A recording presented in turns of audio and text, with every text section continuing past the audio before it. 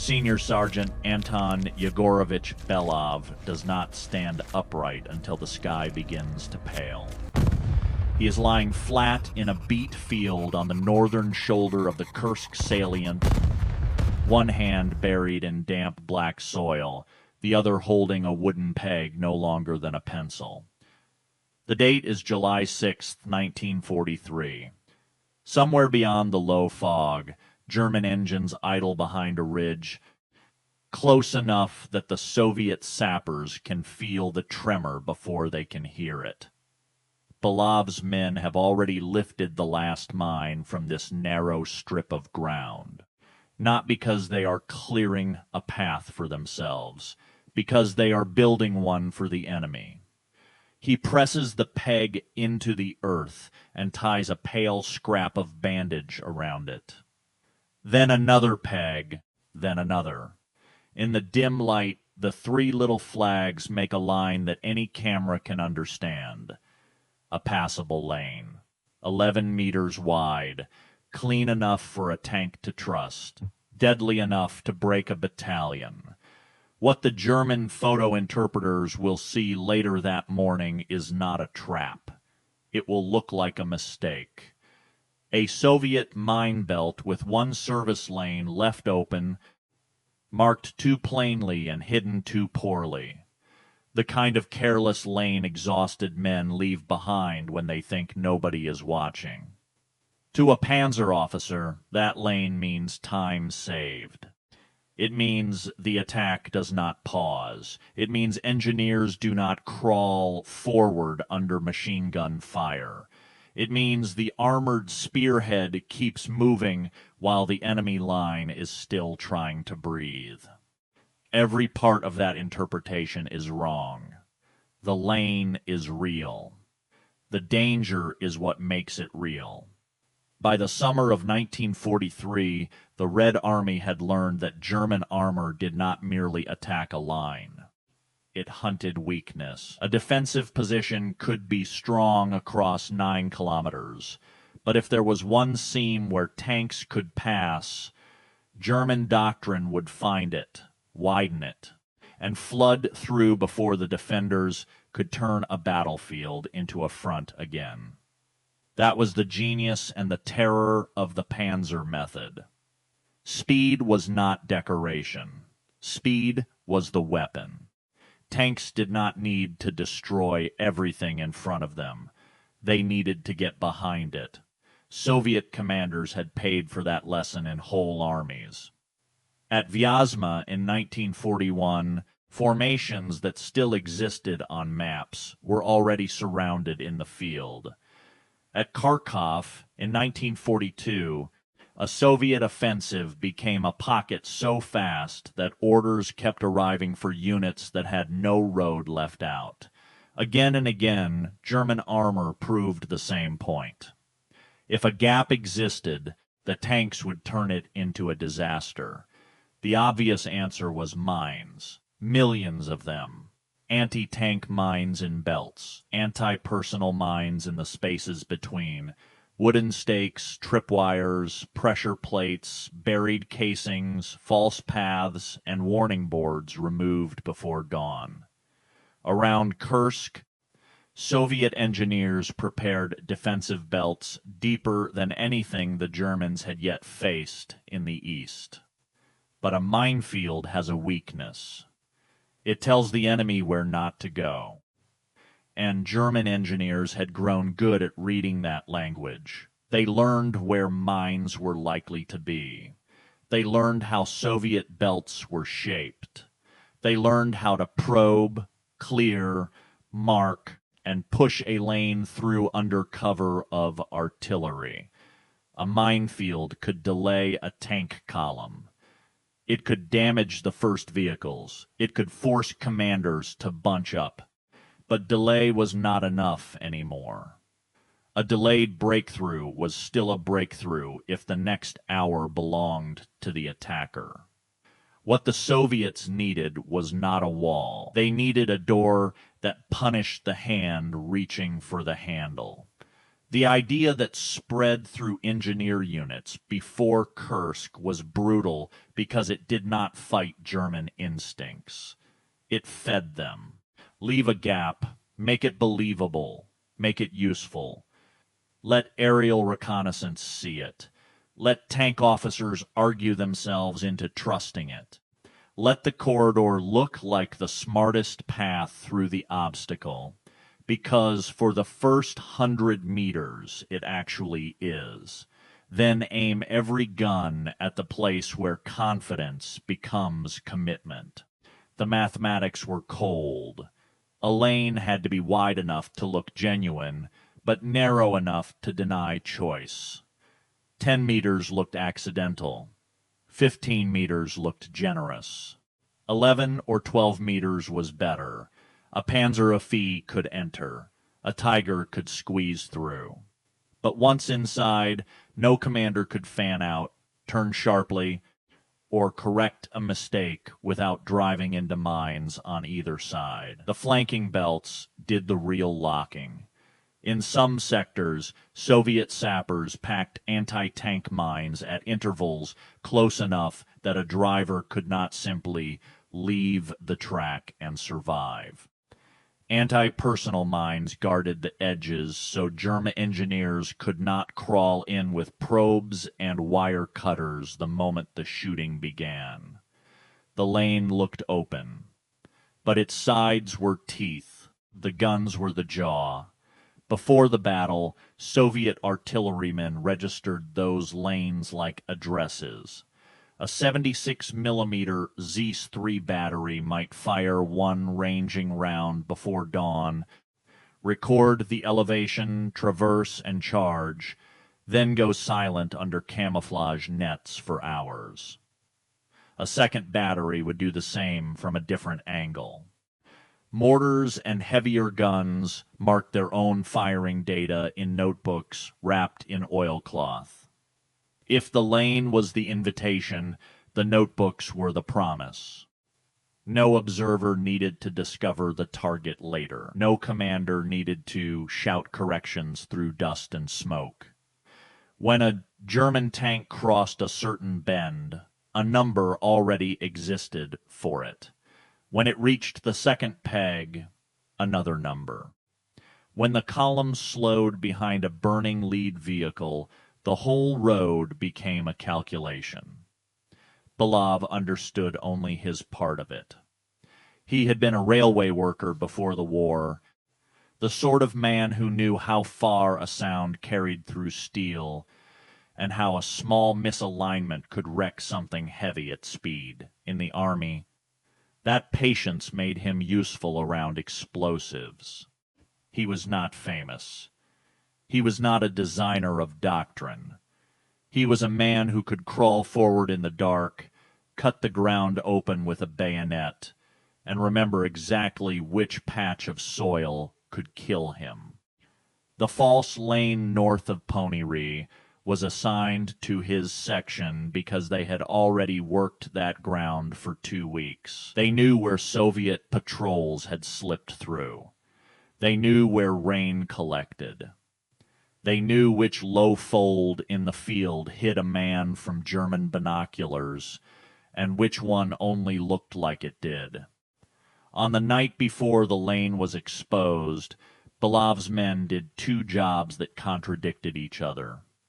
200 meters east, they sealed an actual passage their own scouts had used since late June. Mine by mine, they closed the safe path behind themselves. Then, farther west, they opened the fake one. That was the part that felt obscene. A sapper is trained to hate open ground in a mine belt. Open ground means somebody forgot something. Open ground means somebody will die there later because the map and the earth no longer agree. Yet Belov and his men made the empty strip neat. They widened it with care. They brushed the soil flat where mine casings had been lifted, then pressed in the pale bandage markers where a German lens could catch them. By 3 in the morning, The lane looked like a secret poorly kept. That was its beauty. German reconnaissance aircraft did not have to be fooled by fantasy. They only had to be shown something their doctrine already wanted to believe. In the forward German command post, the photograph would be passed from hand to hand under a hooded lamp. Officers would see the heavy mine belt. They would see the thin marked corridor. They would see Soviet haste, Soviet fatigue, Soviet incompetence. They would not see the ZS-3 crew lying in a scraped pit behind a broken hedgerow, their gun muzzle covered in nettles. They would not see the second gun angled from a barn ruin, sighted not on the front armor of a tank, but on the side plate it would expose when the lane bent. They would not see the telephone wire buried along a ditch, running back to a battery whose firing chart already had the corridor marked in red pencil. The first tanks came late in the morning, after the fog had burned off and the earth had hardened into a crust. The lead vehicle slowed at the first marker. That was the most dangerous moment for the trap. If the commander stopped too long, if he dismounted infantry, if engineers checked the lane properly, the whole design could turn into an ordinary firefight. But the German column had a schedule, and the schedule had the weight of doctrine behind it. The assault had been built on momentum. Waiting felt like losing. The tank moved forward. Then the second. Then the third. From Belov's side of the field, hidden under a shallow scrape with dirt on his helmet and his mouth full of dust, the lane did not look dramatic. It looked thin. Too thin for the amount of faith being driven into it. The lead tank reached the slight left bend, exactly where the artillerymen had measured it. Nothing happened for one breath. Then the hedgerow fired. The first shell hit the side of the second tank below the turret ring. The vehicle lurched, metal splitting inward, its track grinding once before stopping dead. The tank behind it braked hard, trapped between the burning machine ahead and the mine belt on both sides. Its driver tried to nose left. The left track found what Belov had left there. The explosion lifted the tank just enough to make its weight seem impossible when it slammed back down. Now the lane had become what it was built to become. Not a road, not a gap, but a narrow box full of engines that could not maneuver. German commanders were brave men. Many were experienced men. That did not matter. Courage does not widen a lane. Experience does not make side armor thicker. Training that had saved them for 2 years now told them to keep pushing through the one piece of ground that had been prepared for exactly that decision. The third tank tried to reverse. A shell from the barn ruin struck it before it had moved 3 meters. Behind the column, more vehicles pressed forward because the men in the rear could not see the shape of the trap. They saw smoke, a pause, a bottleneck. Every armored assault produces bottlenecks.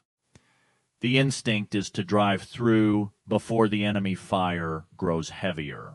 That instinct was the target. Within minutes, the marked gap was no longer a solution to the minefield. It was the loudest place on the map. Artillery began falling not over a broad front, but into a strip of earth that had been measured before the first German tank crossed the ridge. Shells landed at the entrance, then the bend, then the stalled center. Mines cut off the shoulders. Anti-personnel charges kept engineers from reaching the edges. Smoke hid the guns and blinded the tanks.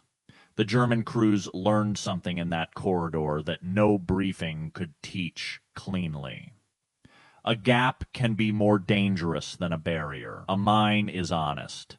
It tells you the ground is forbidden. But an open path tells a different lie. It flatters the man looking at it. It says he has seen what others missed. It says he is faster than the defenders. It says the battlefield is giving him permission. The Soviet trap worked because it did not ask German tank commanders to be foolish. It asked them to be excellent at the thing they had been trained to do. That was the cruelty of it. After the fighting moved on, Belov walked the edge of the lane with 2 other sappers. The ground was torn open. One pale bandage marker still hung from its peg, blackened at the bottom by smoke. A German track shoe lay upside down in the soil like a broken jaw. The lane itself was still empty down the middle. That emptiness was what made the scene worse. The mines had not done the killing alone. The gap had done it. Across the Kursk defenses, variations of this method appeared wherever terrain, mines, and guns could be made to speak the same sentence. Some lanes were wider. Some were left unmarked and suggested by tire scars. Some used destroyed fences or brush piles to imply a cleared passage. The principle remained the same. Do not merely block the armored spearhead. Teach it where to go. Then punish it for obeying. German reports from the battle repeatedly described mine belts that seemed to contain passable seams, only for those seams to become killing zones under prearranged fire. The numbers remain difficult to separate from the larger slaughter of Kursk, where mines, anti-tank guns, artillery, aircraft, mechanical failure, and command decisions all overlapped. But the operational effect was clear. German armor advanced into defenses that did not just resist movement. They manipulated it. That is why the tactic mattered beyond one field north of Ponyri. A wall tells the enemy, "Stop here." A trap whispers, "This way." For armies built around speed, the whisper is more dangerous. By 1944, Soviet engineers were applying the same thinking in villages, rubble corridors, forest roads, and approaches to river crossings. The material changed. The psychology did not. A street cleared too neatly through ruins. A road shoulder that looked safer than the mine center. A bridge approach that seemed neglected. Everywhere, the question was the same. Where will a confident attacker choose to go if he thinks the choice is his? Belov never needed to know how many tanks his lane accounted for. Sappers rarely receive that kind of clean arithmetic. They build the condition. Other men fire into it. The battlefield takes the totals and makes them ugly. What he knew was smaller and more precise. He knew the width of the opening. He knew the mine spacing along the shoulders. He knew the gun line hidden behind the hedgerow. He knew the pale markers were visible from the air. And he knew that when the German tanks came, they would not see a weapon. They would see a way through. That was the weapon.